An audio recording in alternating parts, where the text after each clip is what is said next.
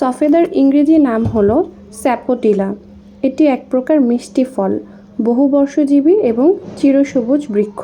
এর আদি নিবাস মেক্সিকোর দক্ষিণাংশ, মধ্য আমেরিকা এবং ক্যারিবীয় অঞ্চল।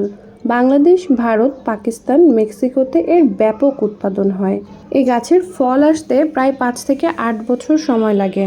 বছরে 2 বার ফল আসে, যদিও সারা বছরই কিছু কিছু পরিমাণের ফুল থাকে।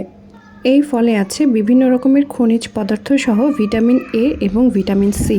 গাছে ফল ধরার পরে এটি পাকতে প্রায় 6 মাস সময় লেগে যায় এবং এই প্রথম আমার ছাদ বাগানের সফেদা পেকেছে।